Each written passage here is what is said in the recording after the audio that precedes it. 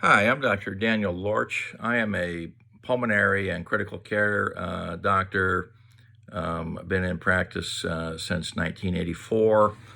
I also do a lot of clinical trials research as a principal investigator, including COVID research, and I've done vaccine research as well. And with the COVID numbers going up in the community and worldwide, and with these vaccines coming out, and with some of the interesting things that are coming to light about the virus as well, I thought I might talk a little bit about the virus and the concept of herd immunity and how these vaccines fit into the whole thing, and give a little introduction to the vaccines.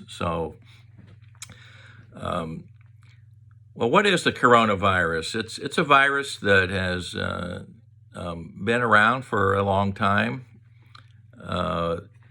It's called the coronavirus because if you look at it under an electron microscope, it has all these protrusions or spikes that look like a crown. Those spikes actually confer the infectivity of the virus. That's how it enters the cell of your body. That spike interacts with what you call an ACE receptor on the membrane of your cell, and enters into your cells that way and replicates. The vaccines, the two messenger RNA vaccines that are coming out, produce antibodies against the spike protein. So you neutralize that; it doesn't get into the cell. No infectivity, no viral replication. Coronavirus is around. It usually will cause a common cold or a bronchitis. If we have somebody in the hospital with lung disease and they're having a bronchitis and pneumonia, and we think it's viral, we check a viral panel. It's not unusual to get coronavirus back, and it's not usually that severe of a problem. Sometimes it can be severe. We had our SARS, which is a severe acute respiratory syndrome, in 2002 out of China that you may remember, and then MERS, which is a Middle East respiratory syndrome. Were both pretty bad, put people in respiratory failure on ventilators and caused deaths, and they were from coronavirus.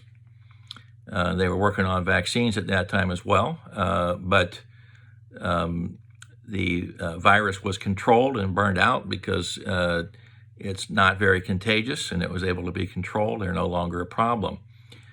By contrast, the current SARS-CoV-2 coronavirus that causes COVID-19 disease that we're dealing with, that SARS-CoV-2 virus is extremely contagious, and hence has gone worldwide and is wreaking havoc. We're seeing numbers go up every day.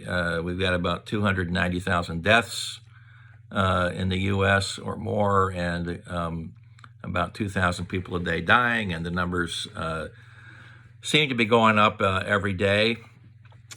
So it's very contagious, and it's also a pretty nasty coronavirus. If you're 20 years old or less, it's a 0.02 or 2 per thousand death rate. But 65, it goes up to around 4 to 5% mortality. And then if you're in a nursing home with other medical problems or risk factors, so-called comorbidities, you can be 30% plus mortality if you get the virus. The vaccines that are coming out, which we go into more detail on, but the mRNA vaccines from Pfizer and Moderna are going to be going top tier to the nursing home patients, and then to the healthcare providers who have very high exposure and are needed to continue to take care of these people. So this infectivity is a problem, especially in asymptomatic people. When you're exposed to the virus, it takes about a week or two to incubate.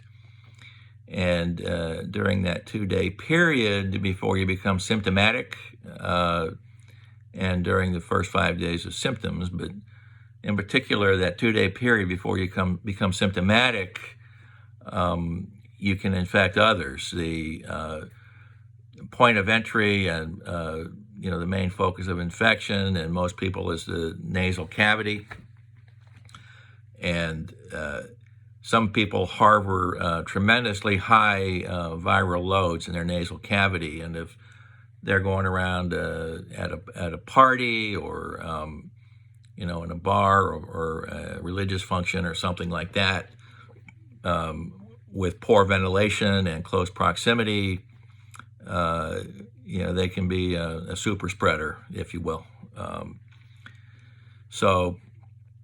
Like I said, the numbers are going up and the curve is going up. And what we want to do is we want to flatten that curve before it flattens us. And one of the ways to do that, our goal in the population at large is to achieve what we call herd immunity. And that's a phenomenon where even if every single person is not immune, enough people are immune such that even if an individual isn't immune, the people around him are, and they don't have it, so he doesn't get it. And they calculate that we need about a 75 or 80% background in the population of immune people in order to confer herd immunity. Good example of herd immunity is measles. It's the most infectious virus we have, is the measles.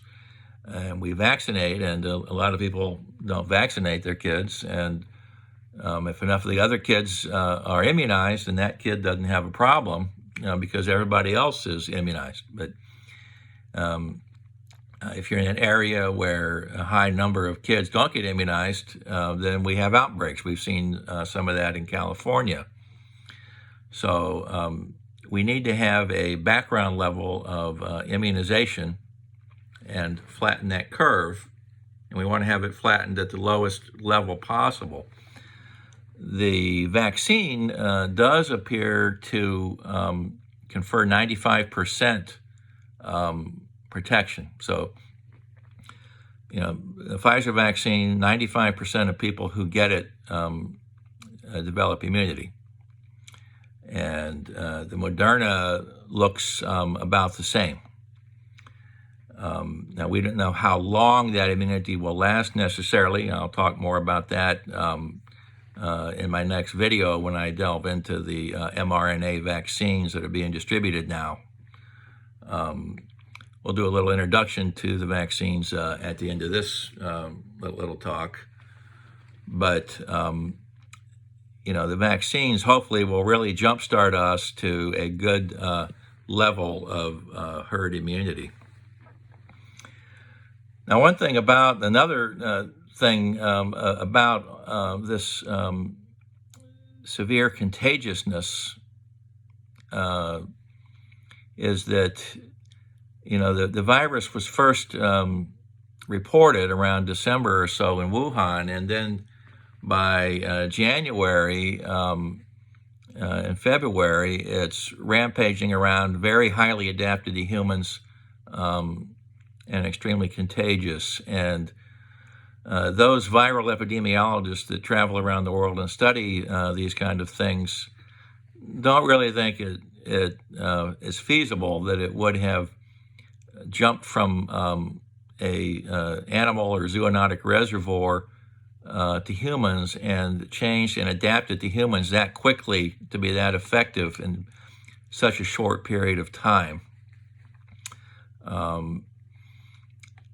The more likelihood that the experts are thinking now is that it probably was brewing over in China for 5 or 6 months before December.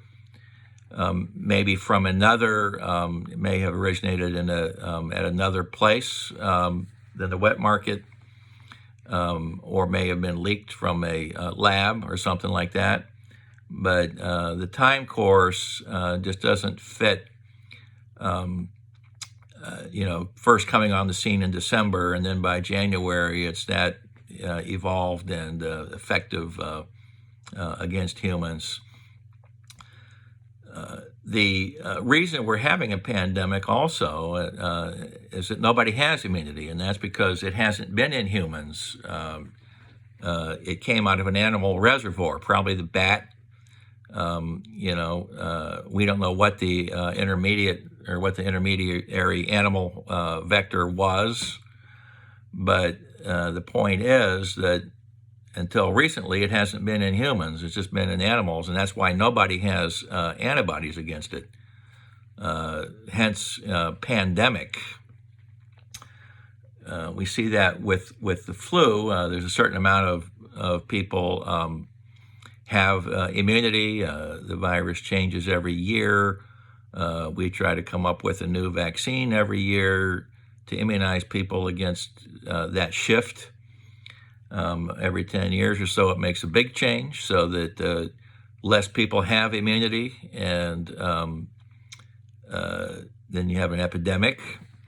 That makes a really big shift. Then you can have a pandemic, which happens about every 100 years, which is why we had the Spanish flu pandemic in 1917, 1918. It killed 80 million plus people. So that's what we're looking at here. We're looking at a virus that jumped out of a bat reservoir, and nobody has resistance. So we're trying to establish immunity in the population. These vaccines may be very helpful. We have about 2 months worth of hard data on the Pfizer vaccine. And the FDA has issued emergency use authorization. I'll go through some of that data in my next talk. But, it's an emergency use authorization because of the emergency with the numbers that we see. This COVID, it causes a lot of problems clinically. Like I said, if you're a young person, it may just be confined to the nasopharynx, but I see a lot of other organ failures, and it's just it can be a severe problem. So on the vaccine forefront, we have different pharmaceutical companies and different types of vaccines. The mRNA vaccine is a novel new vaccine that does appear to be working well. And Pfizer-BioNTech is one company, and then the Moderna is the other one. Pfizer released their data, and it was published in New England Journal on the 11th, a couple of days ago, and it got the emergency use authorization. Moderna will probably be approved, and it's very similar effectiveness and mechanism, and that probably within a week or two we should get authorization on that. Another promising vaccine is by Novavax. And it's a recombinant vaccine that looked very good in the UK, and they're getting ready to start a large phase 3 trial here in the US soon. GSK, or GlaxoSmithKline, and Sanofi have been working on vaccines. They both ran into some roadblocks. Sanofi had a press release that in their 55 and older age group, they weren't quite getting the antibody levels they wanted, so they're going to go back and relook at that and probably roll out a large trial in February. And GSK has had some problems. I'm not exactly sure what is going to become of that. But we know that vaccines can work. We don't have people getting smallpox anymore. Things like polio. I'm a lung doctor. Back in the 50s, us lung doctors were, most hospitals had iron lungs with polio patients in them. It was before our modern ventilators. And polio is pretty much wiped out as well. And so vaccines can be, just a couple examples, they can be very effective. And we have these vaccines coming out. And if you want to catch the next video, I'll go through the mRNA vaccines that are being released this month. And if you have any other questions or comments, you can leave them below or get a hold of me at Teradan Clinical Trials website, and be happy to answer any questions you may have. So have a good evening. Bye-bye.